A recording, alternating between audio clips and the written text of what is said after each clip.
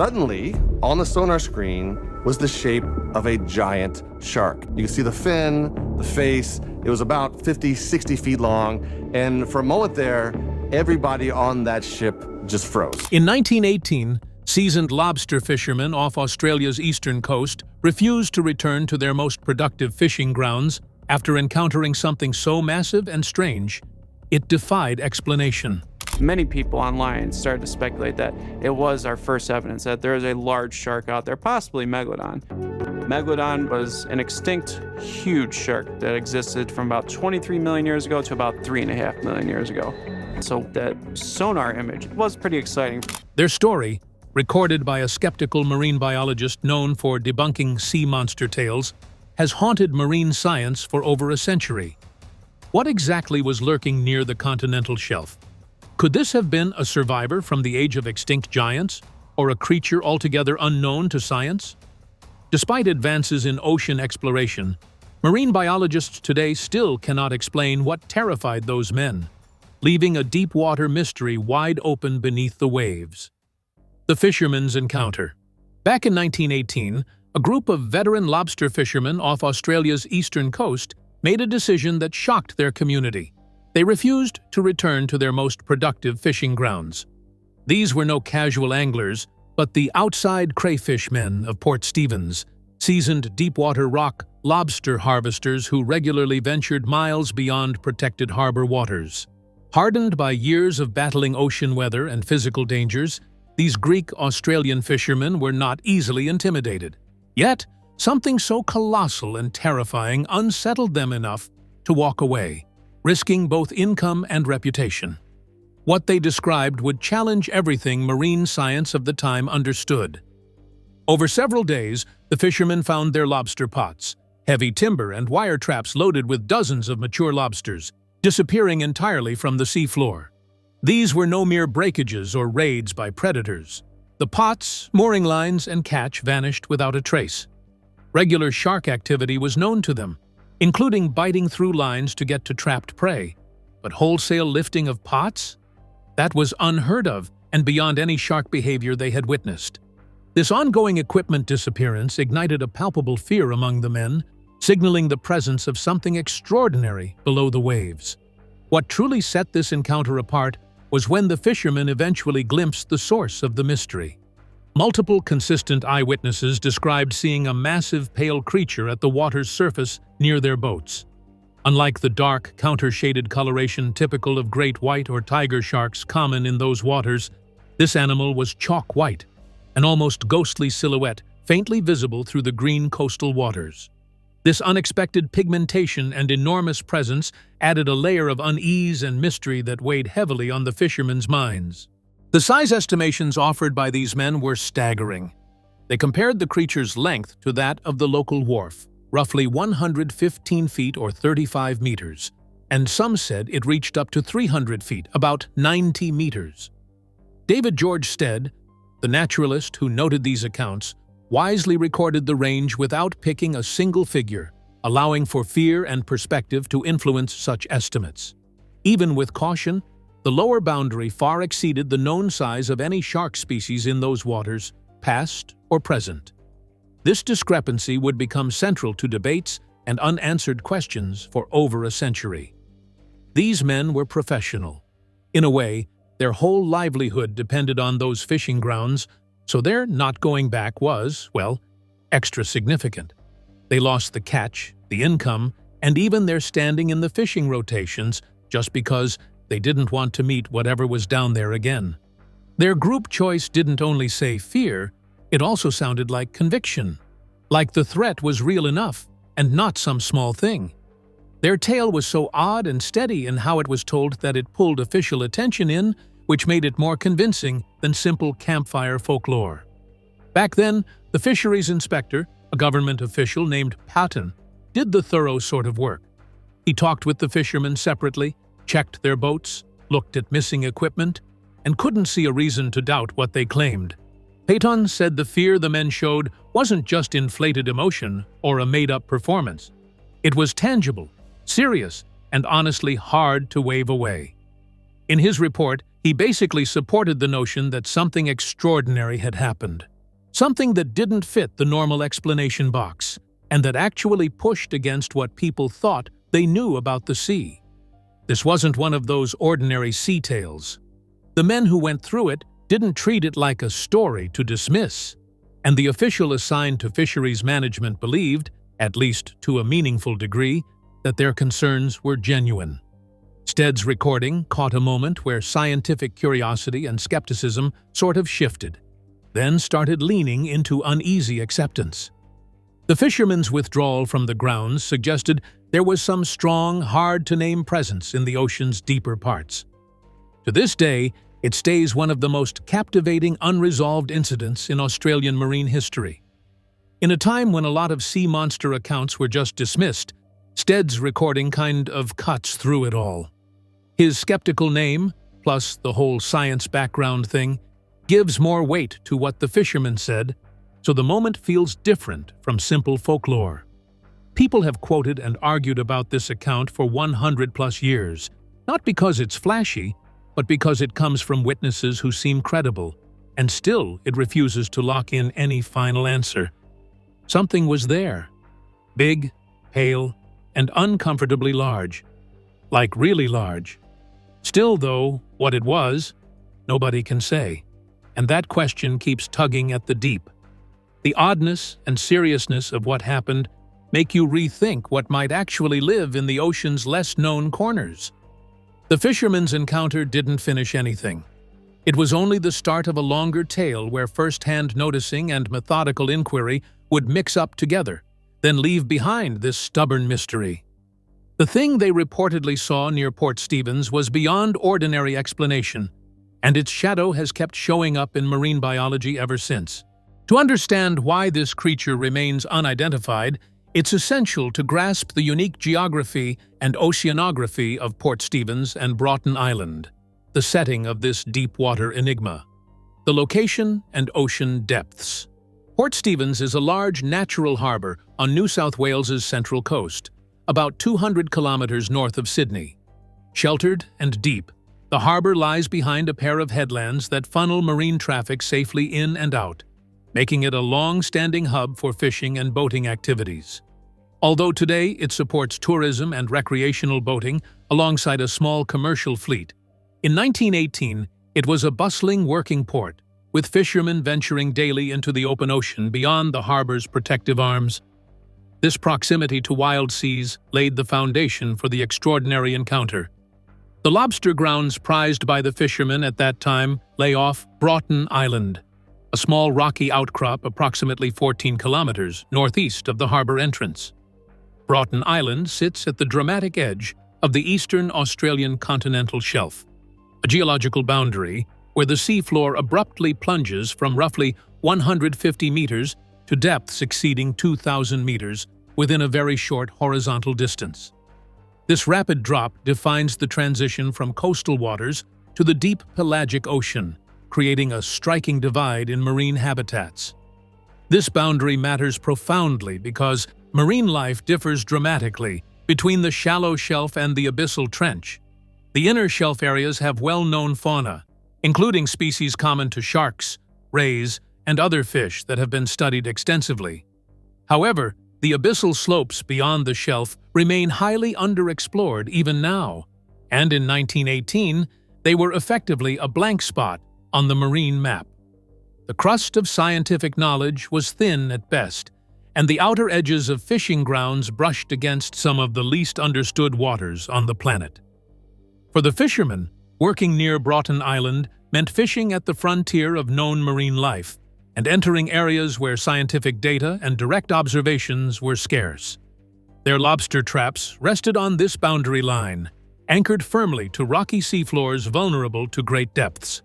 The contrast between known and unknown marine environments heightened the mystery of what they would eventually face. Few could have predicted how their work at this geographical edge would lead to an encounter defying explanation. Getting a feel for the physical setting kind of explains why this creature, whatever it actually was, stayed off the radar for science. The ocean floor drops fast, Plus, there was never much hands-on crawling around in the deep abyssal parts. So big and unfamiliar animals could be living there without anyone really seeing them. Those depths, they are dark and cold, and there is hardly any food around, so only a few types of life can manage. Still, that same harshness might also keep odd, little-known organisms tucked away, almost like they're hidden on purpose. In a way, the fishermen were just stirring along the surface of that watery frontier without meaning to. At the same time, these odd ocean conditions also seem to steer how marine life behaves near Broughton Island. The shelf edge, basically the slanted border, works like a wall and a hallway at the same time. Currents move differently there, nutrients get shuffled, and whole communities end up scattered in particular patterns. So yes, bigger predators, or some rare strange creatures, could be pulled toward that zone for feeding runs or passing through during migration. Yet, they would stay pretty much out of sight from everyday fishing activity or standard scientific surveys. That is how the fishermen's accounts fit into a place that is somehow primed for mystery. So, location and environment set the scene for a real brush with the unknown oceanic stuff. A small island with its shadowed surrounding waters can hold huge secrets, far beyond what early 20th century marine science could reach or check. The fishermen were working right where Sea World and Study World had not fully crossed. Not yet. And it's there, at that line between two realities, that the creature's story starts to loosen up, turning from just a report into something that feels more alive. Broughton Island, hanging near the edge of abyssal depths, marks the outer boundary of what people knew in 1918, and honestly, even now.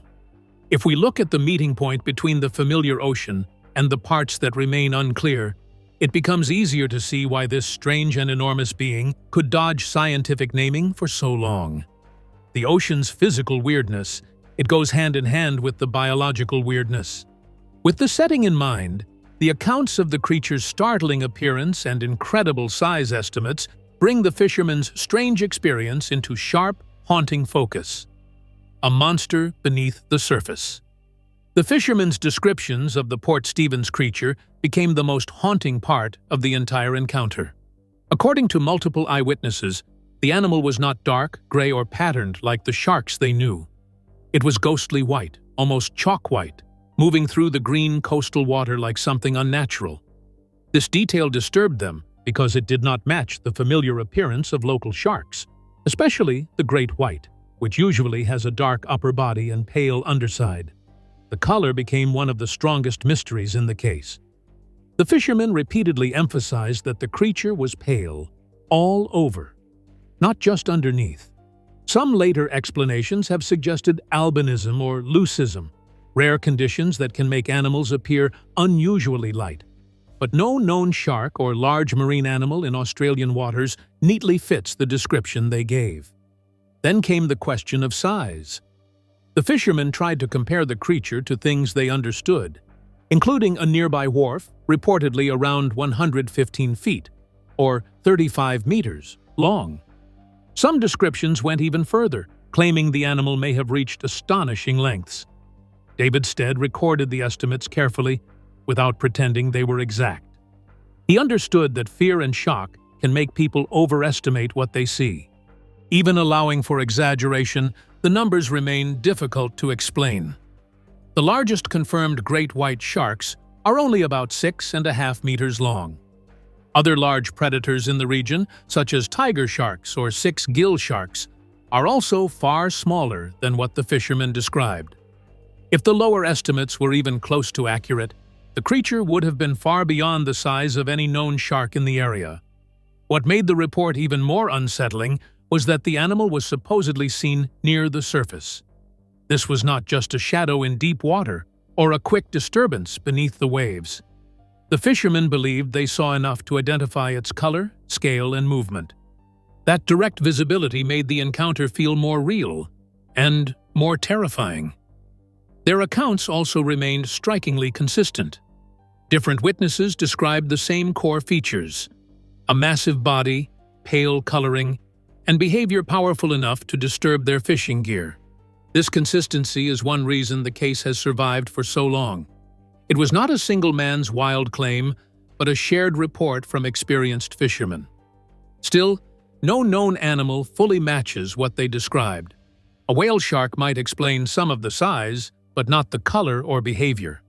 A pale great white might explain the ghostly appearance, but not the immense scale.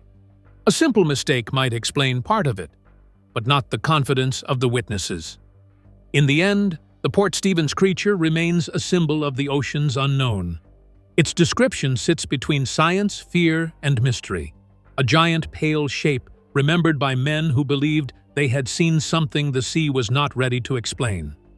To better understand the impact of this encounter, it's crucial to consider how it was documented by one of Australia's most respected marine biologists and the government fisheries inspector who verified the fisherman's fear.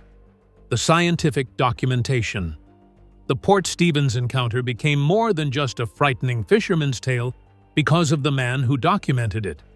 David George Stead, one of Australia's respected marine biologists of the time, took the account seriously. Born in 1877, Stead was a naturalist, ichthyologist, and fisheries expert who had spent years studying marine life in New South Wales. He was not known for chasing sensational stories. In fact, he had a reputation for skepticism, especially when it came to strange sea creature reports. That is what makes his involvement so important. Stead had previously dismissed questionable sea monster sightings, including one in Sydney Harbour in 1907. So when the Port Stevens fishermen described their terrifying encounter, he did not simply accept it at face value. He investigated carefully, interviewed the men, spoke with Fisheries Inspector Peyton, and examined the reports of missing lobster pots and snapped mooring lines. The credibility of Inspector Peyton increased greatly due to his position. Being a fisheries inspector in the government, he was not supposed to use imagination in his work. However, after interviewing fishermen and studying the situation, he realized that an extraordinary incident had occurred. Their fear seemed to be real and unexplainable in terms of ordinary predators or mere accidents. The case of Port Stevens found its reflection in Stead's work, Sharks and Rays of Australian Seas, published in 1963. This book can be considered the primary source of almost all descriptions of the case. One of the most famous sentences connected to the description in the book was, "It took some really enormous thing to scare the wits out of such fishermen." The fact that such an opinion belonged to a scientist enhanced the credibility of the story. The power of Stead's writing is that he did not overstate the mystery. In other words, he did not state that it was something that had never before been seen, that it was a megalodon, a sea monster, or any such thing. Instead, he just stated the facts, gave the details, and admitted that he could not solve the mystery. It was because of the scientific documentation that this marine mystery has not only survived as a mere legend, but it stands as one of the few marine mysteries that has solid witnesses, from skilled fishermen to government officials to scientists themselves. Without a doubt, it is the scientific documentation that makes this particular mystery noteworthy, without which the mystery may very well have become a mere legend long ago. The question that still lingers is simple. What giant creature did those fishermen encounter? Given the credibility of the witnesses and the strict documentation, the most astonishing hypothesis to explain the creature emerged: the possibility that the fishermen encountered a living megalodon. Megalodon hypothesis. One of the most dramatic theories behind the Port Stevens encounter is that the fishermen may have seen a surviving megalodon. This giant prehistoric shark ruled ancient oceans during the Miocene and Pliocene periods and is believed to have reached lengths of around 15 to 20 meters. Known mostly from fossil teeth and vertebrae, Megalodon has become one of the most famous lost giants in marine mystery. For those drawn to cryptozoology, the Port Stevens report seems tempting. The fishermen described an enormous pale creature far larger than any known shark. Even if their size estimate was exaggerated, the animal they claimed to see sounded massive enough to invite comparisons with Megalodon. Writers such as Bernard Heuvelmans, Carl Schuker, and Loren Coleman have explored the idea that unknown giants could survive in the deep ocean, hidden from human observation. But scientifically, the megalodon theory faces serious problems. Fossil evidence strongly indicates that megalodon went extinct around 3.6 million years ago. No confirmed fossils have been found from recent geological periods, despite extensive study of marine deposits around the world. If megalodon had survived into modern times, scientists would expect some physical evidence to appear. There is also the question of habitat. Popular fiction often imagines megalodons hiding in deep ocean trenches, but fossil evidence suggests they lived mainly in warm coastal waters, where large marine mammals were available as prey. The cold, dark, low-food environment of the deep ocean would not be an ideal refuge for such a massive predator. A living megalodon would also leave signs behind. A shark that large would affect whale populations, leave unusual bite marks on carcasses, and create a clear ecological footprint. Yet modern marine biology has found no convincing evidence of such an animal. No confirmed sightings, remains, feeding traces, or DNA evidence support its survival. One interesting challenge came in 1959, when biologist V. Chernesky suggested that megalodon teeth dredged from the Pacific seafloor looked surprisingly fresh. For a time, this fueled speculation that megalodon might have survived longer than believed, but later dating showed those teeth were still millions of years old, supporting the accepted extinction timeline. Because of this, mainstream science considers megalodon extinct. The Port Stevens sighting, while fascinating, is not enough to overturn fossil records, ecological evidence, and habitat data. Still, the theory remains powerful because it captures the imagination. It turns the Port Stevens encounter into something bigger than one strange sighting. It becomes a question about how much we truly know about the ocean. The megalodon may be gone, but the mystery it represents continues to haunt the deep. Beyond megalodon, several alternative explanations strive to reconcile the fishermen's observations with known marine species and behaviors, though they too face significant challenges. Alternative explanations. While the megalodon theory is the most dramatic explanation, it is not the only one offered for the Port Stevens encounter. Over the years, several more grounded theories have tried to explain what the fishermen saw using known marine life rather than prehistoric survival. One of the most common suggestions is the whale shark. As the largest living fish, whale sharks can reach impressive lengths and are known to pass through waters near New South Wales. Their slow movement and suction-feeding behavior have led some to wonder if the fishermen mistook one for a massive unknown predator. Perhaps, instead of attacking the lobster pots, it was feeding nearby and accidentally disturbed them. But the whale shark theory has serious problems. Whale sharks are famous for their spotted skin pattern, which does not match the pale, ghostly creature described by the fishermen. Experienced local fishermen would also have had a good chance of recognizing one. More importantly, the reported size was far beyond the known maximum length of a whale shark. The idea that it could lift lobster pots and lines also does not fit normal whale shark behavior. Another possibility is an unusually large great white shark with rare, pale coloring. Albino or leucistic sharks can appear ghostly white, and rare cases have been documented. This could explain the strange color reported in the Port Stevens case. A great white would also be more capable of aggressive movement around fishing gear than a whale shark. Even then, this theory suffers from the very same primary problem, the question of scale. Even the largest confirmed great white sharks are considerably smaller than the fish that the fishermen claimed it to be. For this explanation to be true, one must assume that the observers greatly underestimated the size of the animal. For this reason, most scholars prefer a more cautious approach, the idea of misinterpretation. Under this interpretation, the animal could indeed be a large great white shark that happened to be unusually pale due to some unknown reasons. However, even such an explanation appears to be problematic, since there is something that none of these theories takes into consideration: the experience of the fishermen. As mentioned earlier, those who reported this strange sighting were no amateurs. Instead, they were experienced sailors who spent many years out at sea and were accustomed to dealing with different types of sharks. As can be seen from all the facts stated above, none of the possible alternatives can satisfactorily explain the Port Stevens incident. While the theory about the whale shark helps solve the problem of the scale, it fails to provide a sufficient explanation for other features of the alleged monster. Those limits become clearer when considering how little of the deep ocean, particularly off the edge of the Australian continental shelf, has been explored and mapped even today. Limits of marine exploration. The mystery of the Port Stevens encounter is tied directly to the ocean itself. The area off Broughton Island, where the seafloor drops from roughly 150 meters to more than 2,000 meters, remains a difficult and mysterious environment even today. Despite modern technology, much of the deep ocean is still poorly mapped and rarely explored in detail.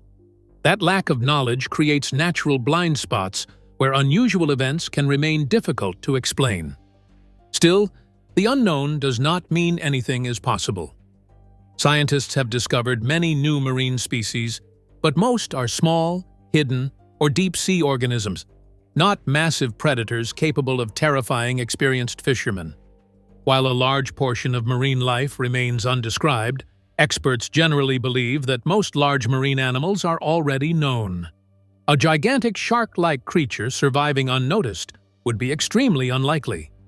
That is what makes the Port Stevens case so fascinating. The fishermen did not report a strange fish glimpsed in the distance. They described something huge, pale, and powerful enough to disturb heavy lobster pots near the surface. If their account is accurate, the creature was not hidden in the unreachable depths. It appeared in a place where humans were actively working, watching, and interacting with the sea. Modern tools like remotely operated vehicles, DNA testing, sonar, and satellite tracking have greatly expanded our understanding of marine life. Yet these tools have not revealed evidence of an unknown giant predator matching the Port Stevens description. Large animals usually leave signs behind: feeding patterns, remains, sightings, or ecological impact. So far, no clear evidence has appeared. At the same time, the ocean's scale demands humility. Deep waters are cold, dark, pressured, and difficult to study. Some environments remain barely observed, and rare animals can still surprise scientists. This keeps the Port Stevens mystery alive, not because it proves a sea monster exists, but because it shows how limited human knowledge can be when faced with the vastness of the ocean. The credibility of the witnesses adds another layer.